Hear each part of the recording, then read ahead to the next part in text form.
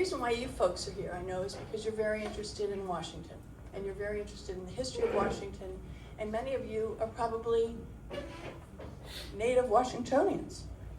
Many of you are probably claiming to be native Washingtonians, and that's okay too. I love it, what defines being a Washingtonian in Washington. As we do, we focus on the artist and the story. That's what we do. We tell the artist's story, and we do our very best to get that story out in all manner. We've done that pretty well in the past week. We've been all over the map in Washington. Did you know that? Yeah, really cool. I think we had almost everybody in D.C. recommending this talk tonight, which is really cool. Yeah, super cool. Very proud of that. We've been focusing on the artist and the story, and there's nothing more poignant, I believe, than the storytelling, visual storytellers we have next to me. So on my furthest left is Marilyn Gates-Davis, who is a remarkable painter and has been painting since she was very young. And she has, she's captured Washington in many forms, and I've seen her work over the years. She was a standout at Glen Echo when there were hundreds and hundreds of submissions for the Labor Day exhibition, and she won. She not only won, but she secured her own individual exhibition at Glen Echo, and it was quite beautiful.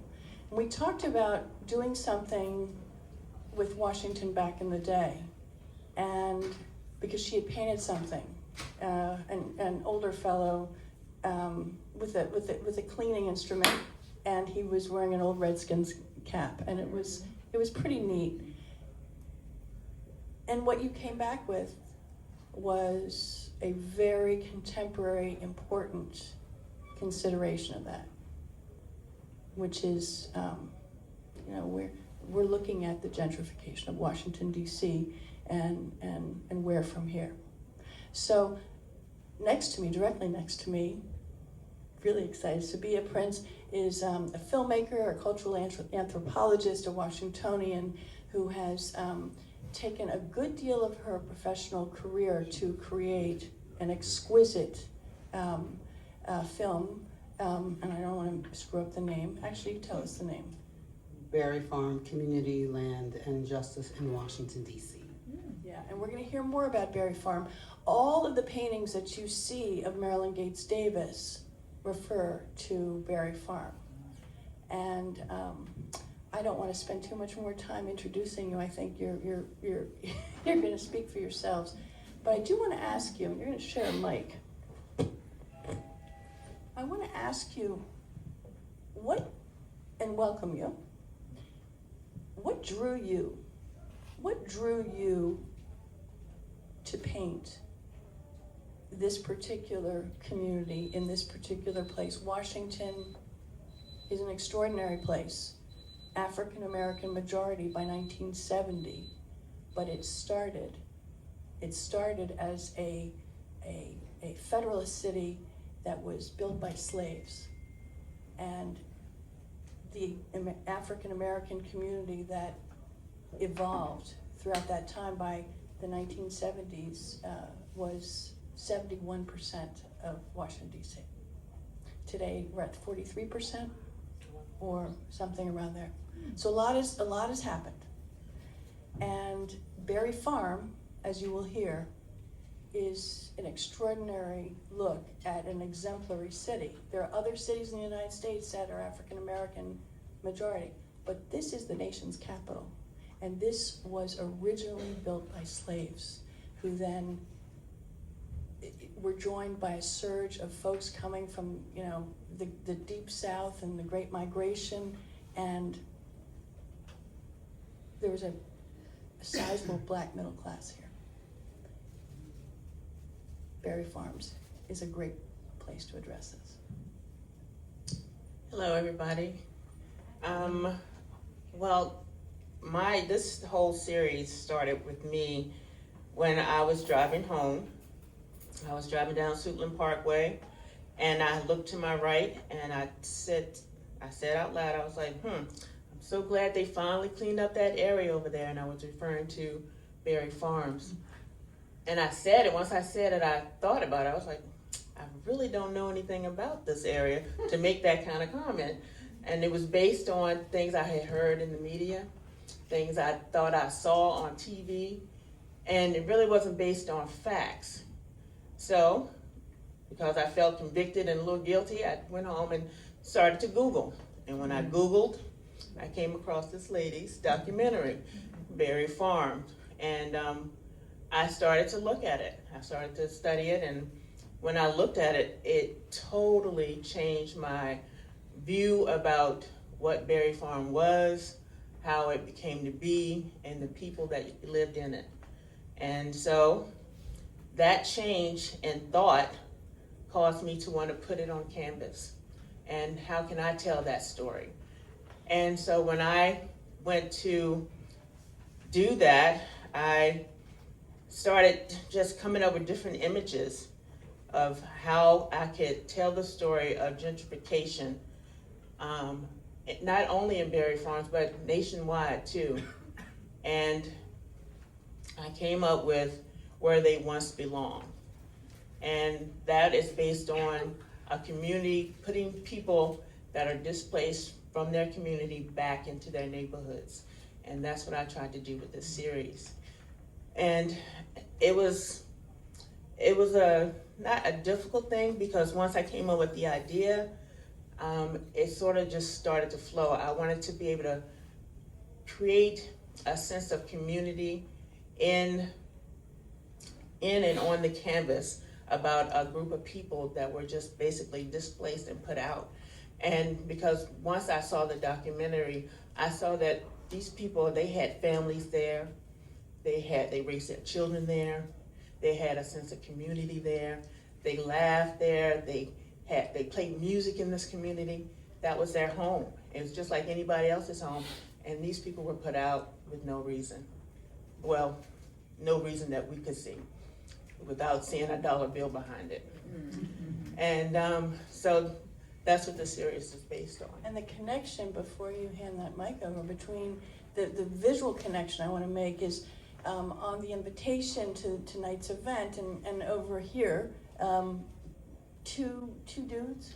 Yeah, two old dudes. Okay, sitting in those red plastic Adirondack chairs?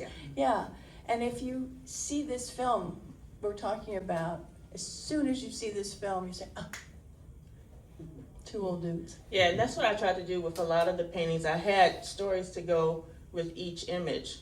Like the two old dudes are two old dudes that came there every day and sat in those chairs. And they had... Where did you see those chairs first? The chairs was in the documentary. Yeah. Really and cool. Yeah, and I made up the story that they were two old dudes that came and sat in those chairs every day, drinking a beverage of choice. And they would come there and just talk smack to one another, or talk smack to whoever they would see on the street. And like boys playing basketball, they got pushed off the court by the older kids. So they had to play in the yard in front of their house. And they were throwing the ball against the house, and their parents kept yelling at them not to do that. So those are the kids, what they're doing over there. Then you got Young Love behind us, and he told her that, hey, I love you, and we're gonna get a place of our own. So that's her looking into his eyes, just hoping that comes true. And then we got the Sit Still, that's a girl on the steps. They had to go outside and do her hair on the steps because it was too hot.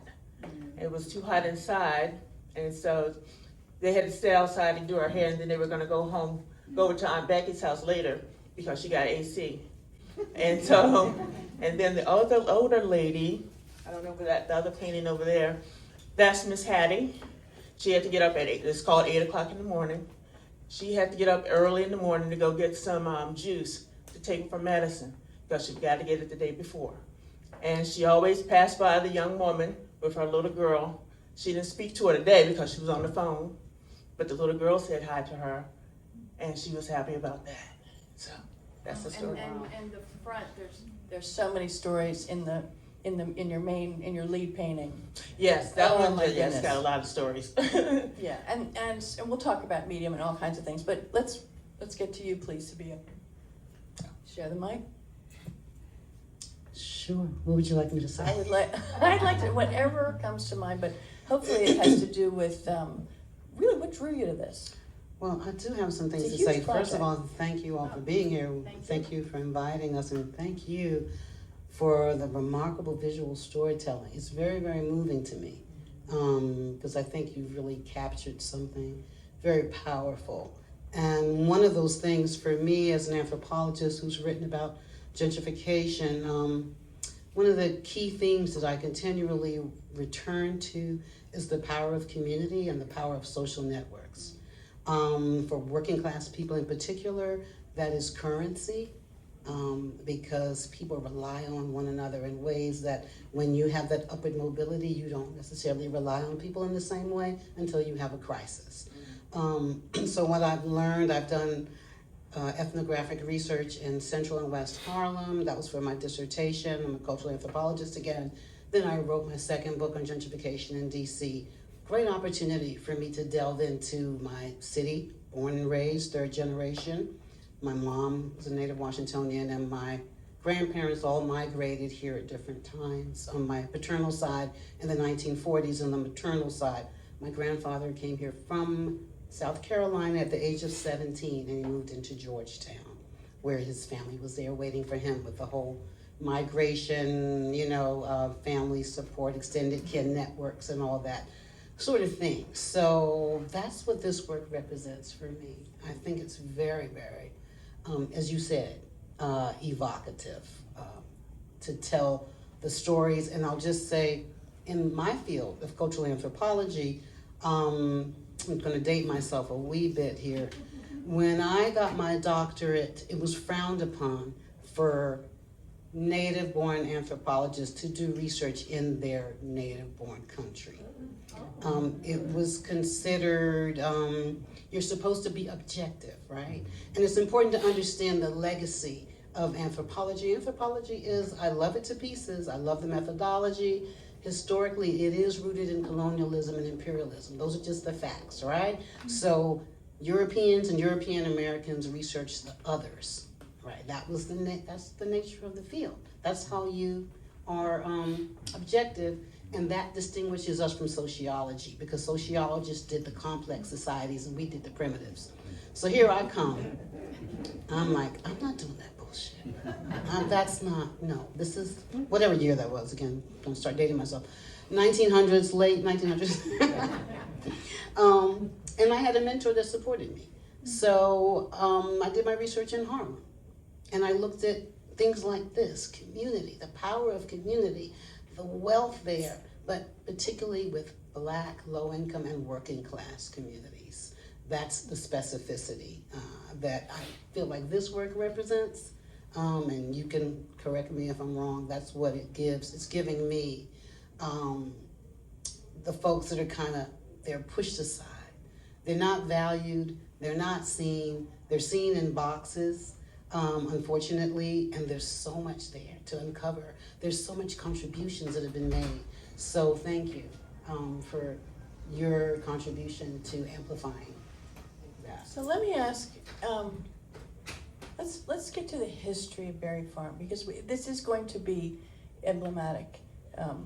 It is really going to be, if we can do this extrapolate and give folks a sense of broader public housing issues, middle class ascension, gentrification, white flight, black flight, etc. How much time do we have? We haven't had 10 minutes. That's quite a list. Exactly. But let's use Berry Farm as the epicenter. Well, I'll start that out. I'm going to preface my comments by saying I didn't learn about Berry Farm until very late in life, which I think is very sad in a sense.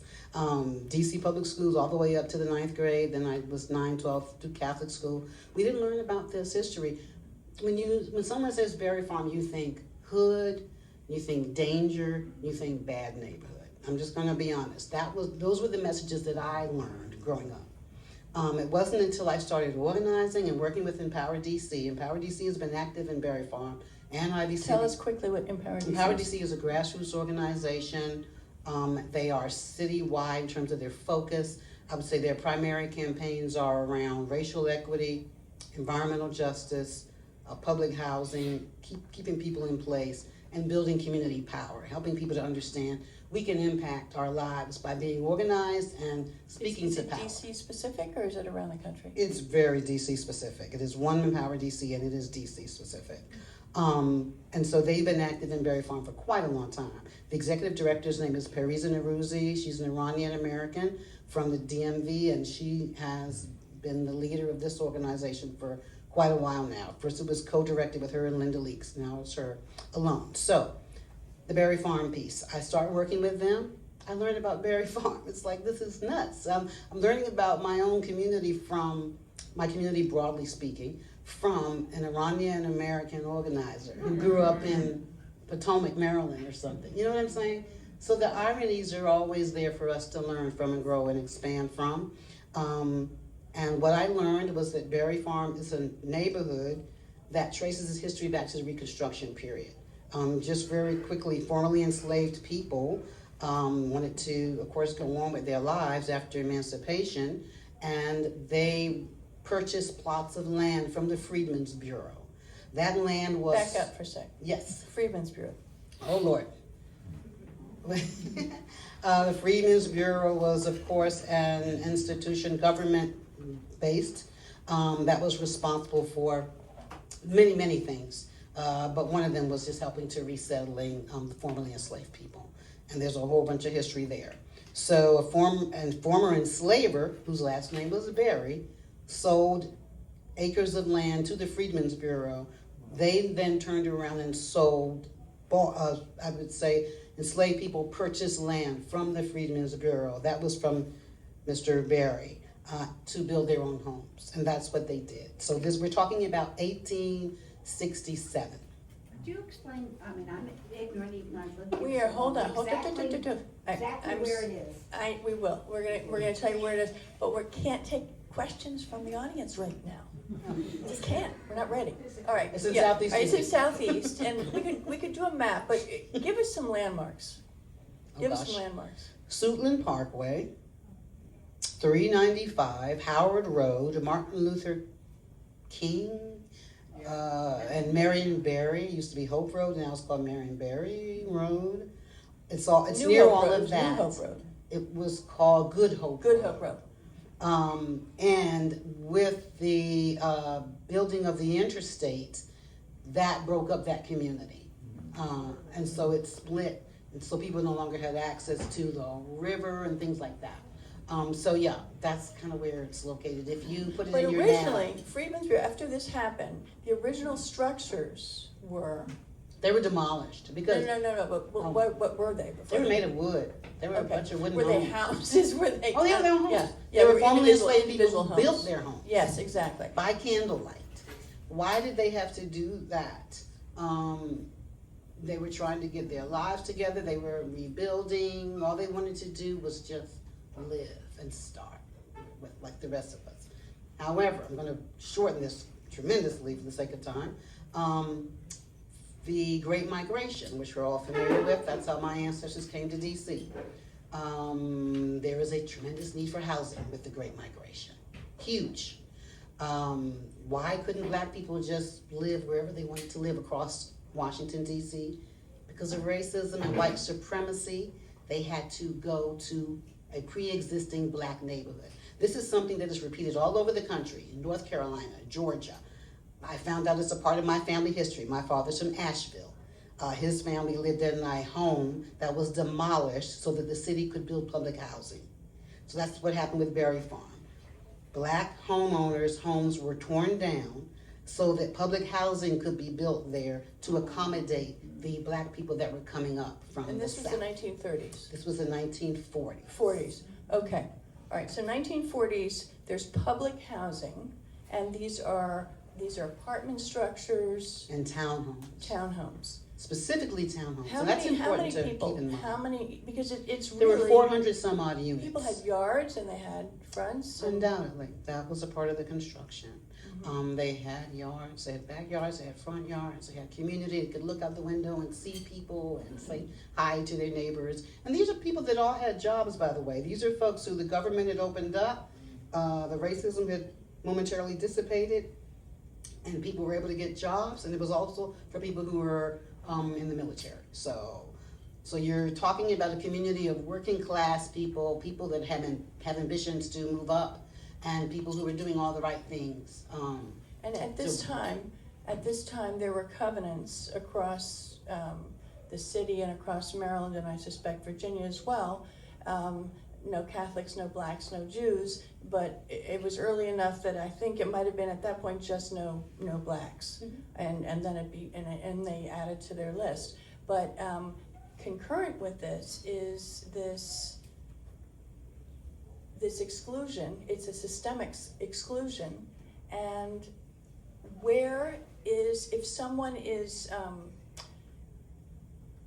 someone's coming to Washington in the 1940s, 1950s and has a federal job, they're going to go to a place like Berry Farm if it exists. How many plots were there?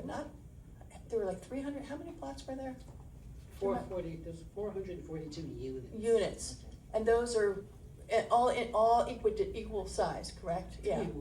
And they had fronts and backs, and people planted their lush backyards and they grew crops and things to eat and flowers. These were vibrant places. And Undoubtedly. so when was that raised? We're talking about 2019 or so. I think the last people were kicked out of Berry Farm. The people that fought the hardest and the hangers on, because they did this in phases. They sent people notes. Okay, this is gonna people are. The And rumor was who's out the there they? way before Who's the this. The city. There were rumors that this was going to be demolished, so people were not taken aback by this. They get letters saying, we're going to demolish the property and we're going to move people in phases. So that's kind of how that went. And as an organizer, what I see is the last phase. The people who held out the last phase of folks. Those are the people that as they say, the squeaky wheel gets the oil kind of situation. Yeah, because they were some of them were organized. The people that I worked with. I worked with one woman. She was on the phone. She's supposed to be working. She's on the phone about housing and her children. You know what I mean? And she had the level of sophistication because she's an organizer, so she knew what to do. Okay, these are interesting. Being an organizer, we have to take a breath and back up, because this was an enslaved population that went through all kinds of exclusion for many, many, many, many decades.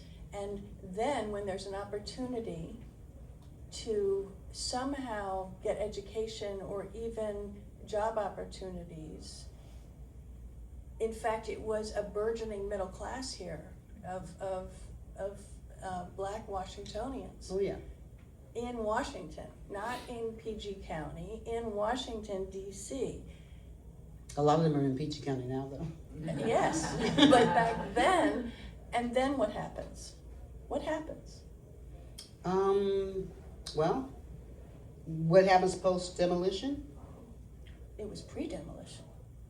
Well, I think there's an interesting question about what happens to communities like this, honestly, because, again, when I grew up, all I knew was bad, bad, bad. That was the whole narrative. So what is that? How do you go from a community where people are up and coming, right? They have government jobs, they have their this and that, and they're just moving up. What happens there? That is another film that I need to make, because it's very, very complicated. But you talked about organizing, and organizing, I mean, back in the 50s and the 60s, black organizers, by the 1970s, Black Power, Black Washington D.C., named by Parliament, which was George Clinton's band, called it Chocolate City. I mean, this was black culture. Why you equated Washington D.C. with black culture? We're down to 43%. It was 71% in 1970. Oh yeah. So a lot it's rich folks coming in and investing and building things that are unaffordable. It's rich folks coming in and building things and mandated to have affordable housing stock, some set aside. What's not working? Well, let me do this. I'm going to back up, and then I want to get back to the heart and hear more from this woman, what she has to say. There's a reason why Marilyn painted this, and you're bringing Exactly. us to This it. is the context. Yeah. This is the context, and let me do this. I'm an old college professor. I taught at American University for 12 years. Let me do this. We always like do our. You're not testing us. I'm just going to define my terms here. That's what we have to do, right? Gentrification. What does that even mean? Do we know what that means? I was on NPR and they asked me to come and talk about it, and I said, "How come I'm on and talk about it under the condition that you not say nobody knows what gentrification means?" Because it does have a meaning. It was coined by a sociologist in the 1960s, and what it means, it refers to a process where urban areas are disinvested in, and then something shifts where they become invested in, and the people who have access to the money come in, and lower income people get displaced. That's what it means. So why does that happen? It happens for numerous reasons. It happens because of inequality. It happens because the people are vulnerable, and so they are vulnerable to being displaced by the whims of others who have more resources than them. It happens because government participates in it. It is not a natural process. It's not anything about it that's primordial. It is policy-based. So that's important to understand. Doesn't make a difference the race of the politician. They could be Black, Asian, Latinx, white, doesn't make a difference. It's about the policies. And for us, it was a lot of Black politicians helped to facilitate that. And that's kind of the long and short of it. It's playing on the vulnerability of people to not be able to stay in place because they cannot afford, well, number one, if your place gets demolished, you don't have a choice. But if you can't pay your taxes, if the rents go up, if your neighborhood becomes so hostile to you that you don't no longer want to stay, your network is gone, the people you depended on are not there. So nobody can take you to the doctor, nobody can take you to the store to get your bread, nobody can take you to go see your son who's incarcerated. All these things, you are increasingly isolated, which makes you say, I gotta go too. I'm gonna leave here. My neighbors don't speak to me. They look at me like I'm trash, right? And some of those are Black middle class people, by the way. It's not always race-based. It's racism and classism at play in these processes. Often inside the same community. What happens with this need to somehow document? I mean, toward the end, you talked about activists. I mean, the activism in the Washingtonian Black community is very, very strongly established. By 2019, you have people from very impossible situations still pushing. Yes. So To preserve, is this where you come in on your preservation? I think so. And that's what I try to do with my pieces is to, the background is where we are now. The buildings are, the abandoned buildings are pre-development is where I wanted to start. And I want to leave that as is. And that's why I put the people on top of it, because at this point, they are just simply memories, because that whole community of people are now gone. And so that's what I want to preserve in the artwork, so that the memories are still there, at least on my canvas, and they will be remembered, even though their houses and their relationships, their community is no longer in that place anymore. And that's what I try to do. Take us to this piece behind us that I think almost everybody can see. And walk us through your technique, if you would. That one particular piece, I want to give texture to the walls, because I did notice on the some of the Berry Farm walls, they were like almost like a stucco. And so I wanted to try to get like a stucco feel. And that I used like wallpaper and acrylic paint and Can you guys see? Oh, I'm sorry, I'm looking too. Let's all stand up. Mike isn't new. Always gonna stand behind her. So, and the masking tape? Yeah, the masking tape is just masking tape because sometimes I know some of these old doors, they just have all type of paints and stickers from either where the kids have put something on or where people have taped something to the door. So I just want to just put basically junk on the door, and that's what that is. And the 301 is a nod to me because I'm from Maryland.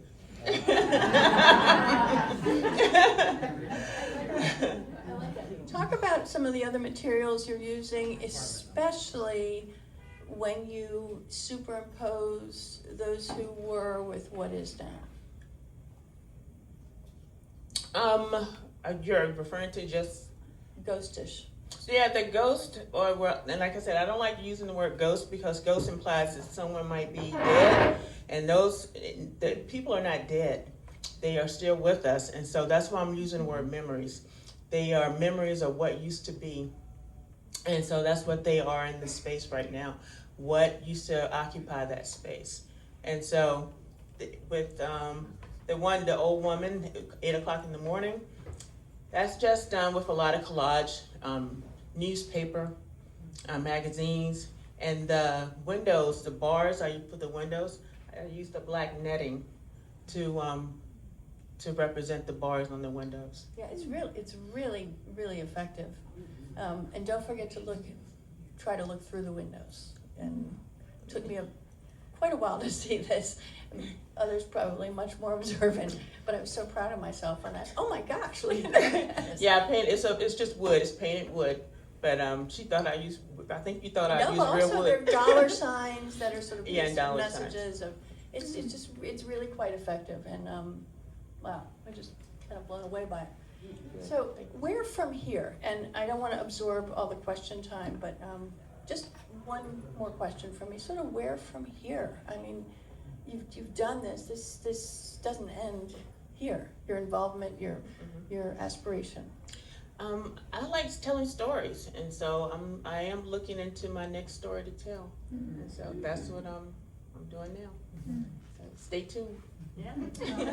And how about you, Madam Prince? Oh yeah, I am in production for one film and in pre-production for another. The pre-production is for another kind of neighborhood film about Ivy City, which is another historic Black area in D.C. It traces its history. Where is it? It's in Northeast D.C., bordered by New York Avenue, Mount Olivet Road, and some other avenues or roads that I don't remember. West Virginia, something or other. It's in Northeast, and there's a lot of development going on around there. Maybe some of you have seen by New York Avenue, there's a Target and a Mom's Organic and all. That's a historic Black neighborhood that traces its history back to 1873. And it was zoned for industrial use in the 1930s. People look at that as an example of environmental racism. So they've been bombarded by pollutants, all this industrial stuff there. There's a battle right now for a polluting facility that's right next to someone's home. People talk about being sick, getting headaches, being nauseous, and all of this. So they've been dealing with this for quite a while. And there's a school there and that's considered in the heart of that neighborhood. It's a Crummell school named after a famous abolitionist who was influenced by Frederick Douglass, lived at the same time as Frederick Douglass and W.E.B. Du Bois. It's named for him. They closed that school down in the 1970s. And the power of organizing, Empower DC was able to get that school protected from private development. It took a long time to do this, though. This is not easy work. And I'll just say the same with Berry Farm. Empower DC was able to save 5 buildings.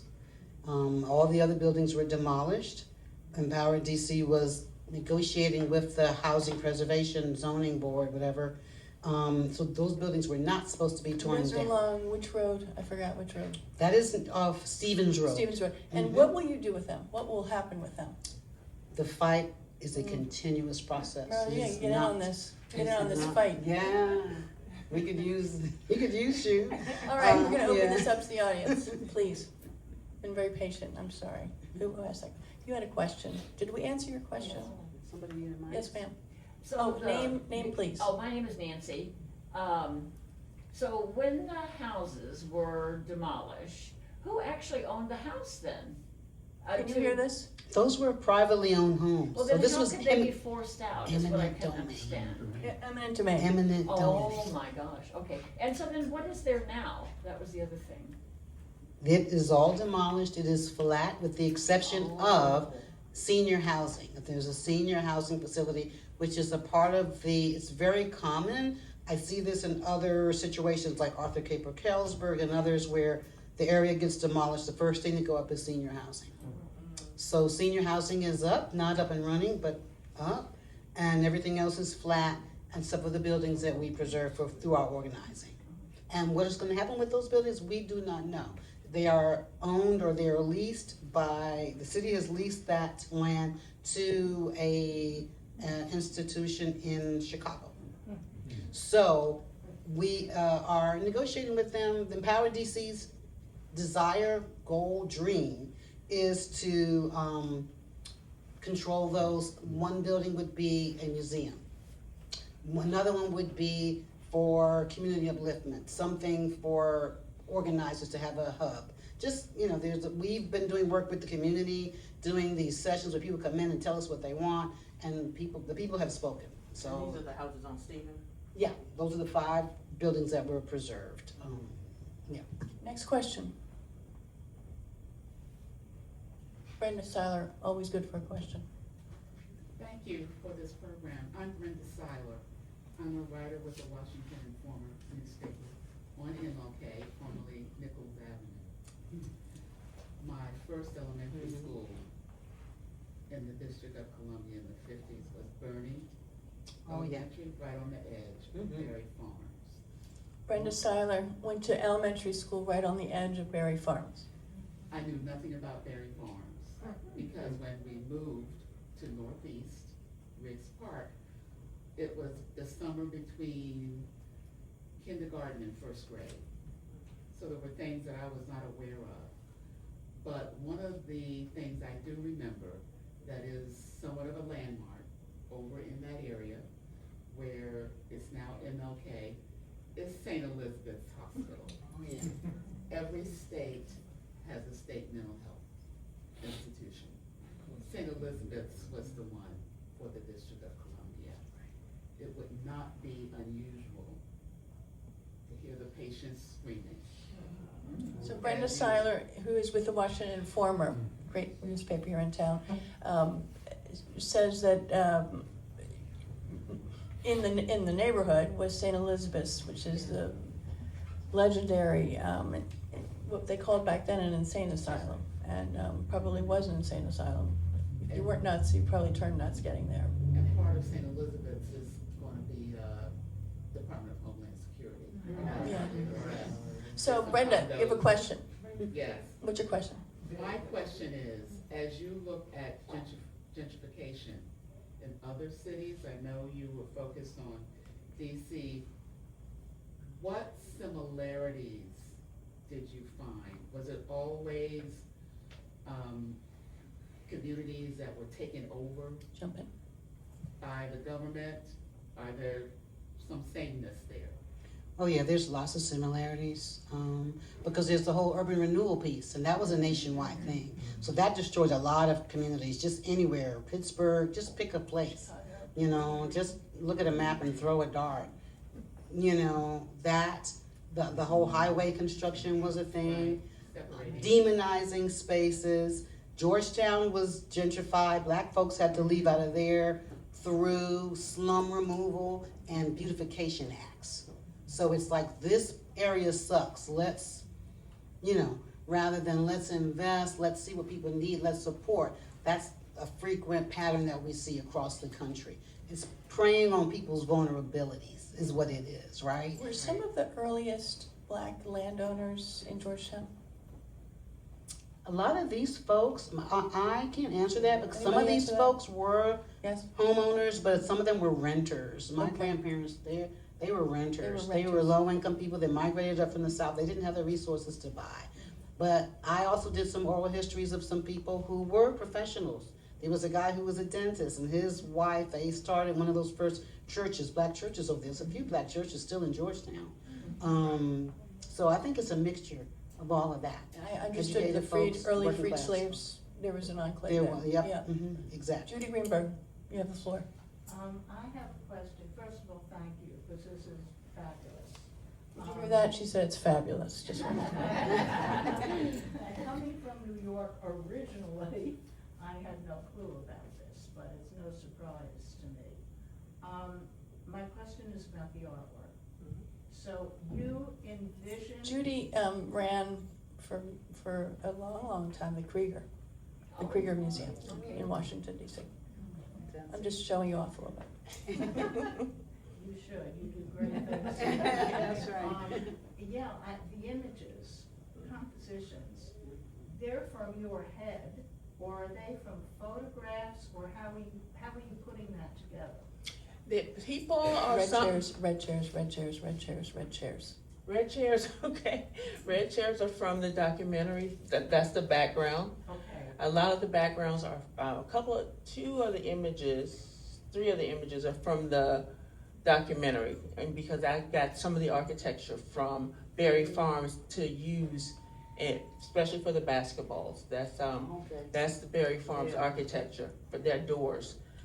They have unique looking doors, and then I have a question. Okay. So the documentary, is that what inspired you to create all of these? yeah, it really did. Because They just met tonight. They just met.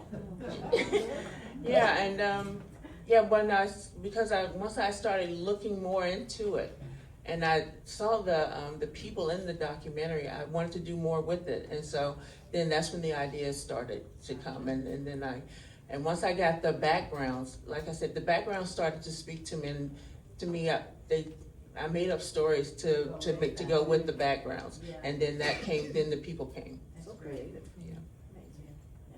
Yes, sir, right front row. What's your name, please? Vincent. Vincent. Yes, follow-up question to that, but the iconic piece that you have Mhm. is not Berry Farms architecture. No, it's not. very unique. It's very much more of a typical brownstone, painted brownstone in DC. So can you tell us a little bit about the origin of that particular? So Vincent's referring to the main piece in the front, which is really walk-ups. Yeah. Yeah. Yeah. And that one was inspired by New York Avenue in DC. I drove by that every day going to work, and I always looked at those row houses, and I thought they were so beautiful, but they were all boarded up. And once again, I imagined what families used to live there. And so I wanted to represent like every age group in that piece. So you got the old woman hanging out the window, you got the kids on the block, the woman walking down the street. I wanted to represent everyone. Fantastic. Yeah, I'm fixated on that piece. Yeah. Yes, in the back, please. What's your name? Hi, I'm Leslie. So I have friends from Belgium here today, and they've been visiting Washington, and I wanted for them to get a different aspect or view of DC. So now you know that Washington DC is beautiful, but there's also an ugly history to be shown. And so thank you for revealing the truth of what really happens in this country is still happening. We're seeing it with the Hispanics now, and people who are imprisoned, and human rights violations are happening everywhere. But aside from that, I grew up in a low-income Black neighborhood in Silver Spring called Good Hope Homes. And I'm wondering if there were people from Berry Farms that were displaced to Good Hope Homes, if there's a relationship between the Good Hope in North Silver Spring and the Good Hope in Berry Farms. Because I can tell you a lot of my neighbors, and I used to play with a lot of the girls we played on the streets, a lot of the grandparents who lived in my neighborhood came from DC, they said, so. I just wanted to share Good Hope And Homes let's- with you. Good Hope Thank Homes. you. Okay, so we have Good Hope Homes in Silver Spring. Thank you so much. So I'm a Hispanic immigrant who came in the 70s, Mhm. and my family, of course, was put into a low-income housing complex that's where Blacks Gotcha. were. Yeah. But I'm very grateful for the experience that I had to live and have grown up among African Americans, because what you're saying about the culture in the community is huge, huge. And I experienced that as a child, so. And Beautiful. I'm very grateful for it. Thank you Beautiful. for sharing that. Okay, Some questions over here. yes, right here. Yeah, hi, my name is Sandra Mills. I've also been a member of Empower for a long time. And Empower has shown the film, Mhm. your documentary, many times. Oh, yeah. I think it was also on PBS, maybe late night. a It few Yes, was it times. actually was. Yes, it syndicated, was. it showed across the country and reached a potential 108 million households. Wow. Yeah. So my question is, where can people who haven't Yeah. seen the film see it now? It is on YouTube, you can see it at your convenience at any time. I It think is I also on saw it on a YouTube. PBS site. That's one of the times I Yeah, saw it. thank you for Are there that. any questions over in the back here? What's it called? It's called Berry Am I Farm missing Community something? Land and Justice. It's on YouTube. Google it. When you Google Berry Farm, you will get a number of different hits, but you'll know which one this is. Question. Who has a question? Mr. Ross Camp. Those of us who live in the suburbs, you don't get into the city. You know the city. Is it on the way up or is it on the way down? The city itself. The city itself. Bob Rosskamp asks, for those of us who do not live in the city, is the city on its way up or is it on the way down? I think it depends on what metric you are using to evaluate. What metrics are we using here? It's on the way up in some ways, and Tell us how. Give us, you're on the spot, but why not? Give us like where you would like to see improvement and where you're pretty happy. pretty happy I can't really speak to. So that's your answer.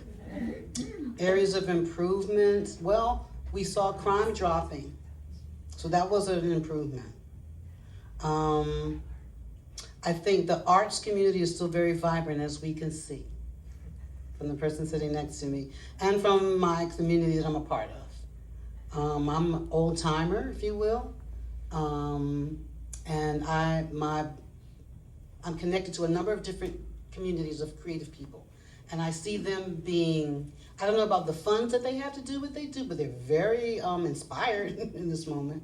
There's a lot to inspire you to create, whether it's poetry, theater, dance, visual art, music. So I see that as something that continues to be very strong. Lots of creative energy. And it's so interesting because I have a friend who's married to a very high-powered Democratic operative. And from their standpoint, DC is very square. It's square. People don't have style the way that they dress. Their people are just, they work for the government, and blah, blah, blah, blah. And I'm just like, that's not the DC that I know. You know? So, I mean, the people I know are, they're Pan-Africanists. They wear a lot of colorful, crazy clothing, crazy in quotes.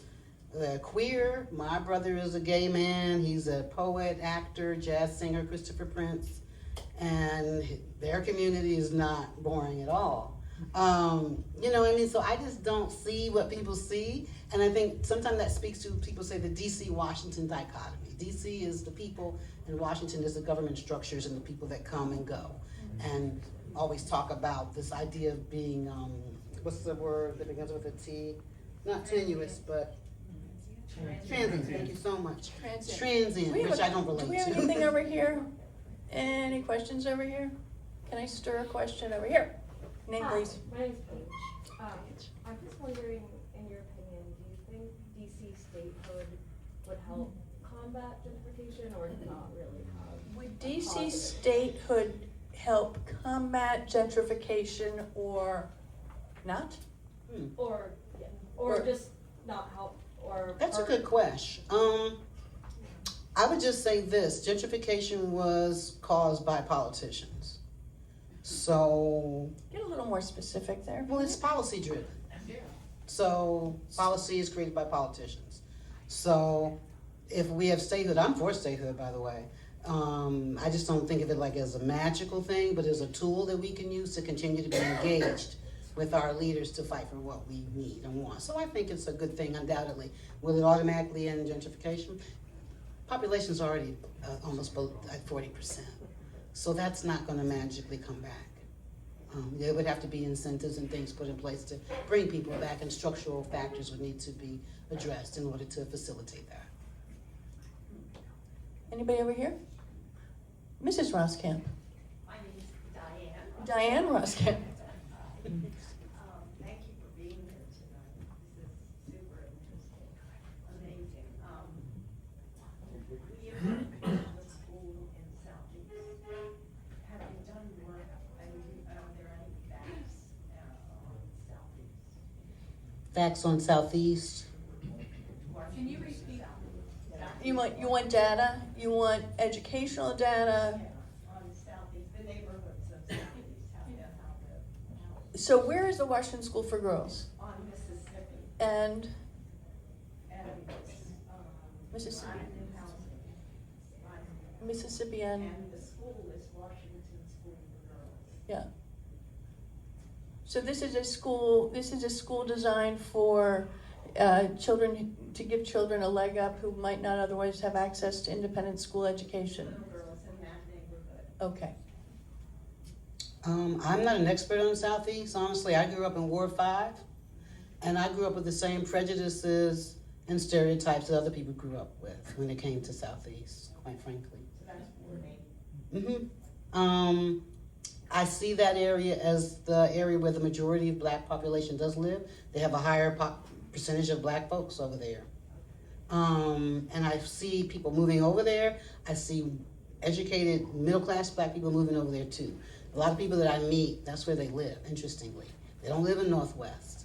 I know there are people in Northwest, but the people I meet, I'm like, oh, there's different organized people that work for the government. They live in Ward 8, which I find very interesting. I think that says something about affordability. The school's been open for 27 years, and last year we had many alums come back, and they have their masters, their PhDs, their doctors, and they're coming back to give back. That's fantastic. Thank you for that work. Yes. Anybody else over here? Yeah? So I know just, Where can people see the video of the film? the film is, we just said earlier, On you? it's on YouTube. It's on YouTube, and I Okay, I just wanna personally, make sure it's I found it okay. on PBS. So I think it's so well traveled, you can probably find it on multiple And can I make a sites. push for something? It depends on what it is. Well, I think it'll be okay. My second film is called Diminished Returns, The Black Wealth Gap in Washington, D.C. It was funded by the IF Foundation, and it has not had the wide release of the Berry Farm film Tell has us, had. the IF Foundation, what is that? The IF Foundation is a foundation that does granting, and they have their topical areas that they focus on. Yep. I don't know what they Yep. all are. They've shifted as of recent time. But if you want to see diminished returns, I would appreciate it if you guys could send the IF Foundation a phone call or an email and say, hey, We I wanna heard see about that. this film called Diminished Returns, and nobody has bloody seen because they're keeping it, showing it to elites and to their community of people instead of what we did with Berry Farm. We made that film in 2021, and we released it in the MLK library. We showed it all over libraries in all the wards. We showed it at schools, high schools, colleges, government agencies, community centers. We showed it anywhere anybody wanted to see it. I showed it in front of 5 teenagers in Ivy City, and I've shown it in front of hundreds of people at the Building Museum. It's not useful if people can't see it. So I've disappointed in the distribution. Is there a target audience you'd like? I mean, if you I think everybody needs to see. Everybody needs to know DC history. We tell the story of Chevy Chase at a black community that was demolished in the 1930s. I didn't know about that. I didn't grow up knowing that they were black people. And somebody asked about if people moved over to Silver Spring. I don't know, you asked me that question. People are in cycles of displacement. People have gone from Chevy Chase, Broad Branch neighborhood, and formerly enslaved people built homes again. They were demolished through eminent domain. Pure white supremacy. The excuse was we cannot have this black neighborhood in this area where white people are starting to come and build their lives. We can't have integration, God forbid. So they demolished all those homes, and where did those people go? They went to Berry Farm, they went hither and yon. Your lives were horribly displaced by this. You cannot speak and just the power of what happens. I want to end on one quick question. if I may, which is going north on 16th Street. There's east and there's west. What happened to that community Which community? along 16th Street? I live in Shepherd Park. No, I'm looking, well, let's talk about from the Masonic Temple and then going Where's the? pretty far north, like almost, I would say, a quarter mile shy of East-West Highway. Well, I'll do this. I will talk about my neighborhood very quickly. I live in Shepherd Park. I've been living there for 10 years.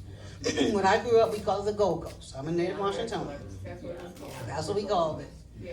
And I come to learn that it's very much more complicated than it was when I thought, because again, things are always more complicated than when you think they are when you're a kid. To me, it was just like this black neighborhood where the black judges and the doctors and the dentists and the blibbity blah blah, so where they all lived.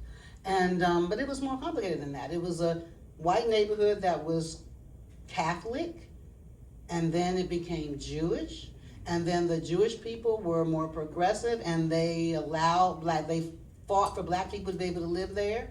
And so it was a black Jewish neighborhood with other folks, of course. And now it's a community where people don't speak to me for the most part. They walk right past you. I could be right in their face and they're just like, whatever. Which I find very disturbing. And I've thought about, do I want to go to PG County? And people are like, don't do it, don't go. I'm trying to hit that 2 million mark for my house. Okay, so I think we just hit the reason why we're here tonight. Come on over. Listen, I want to thank you all for coming. This is really a terrific group. And Marilyn Gates-Davis, you're a gem. We're so fortunate to have you on our walls. Yeah. And Madam Prince, thank you. Your wisdom is much, much appreciated. Yeah, beautiful.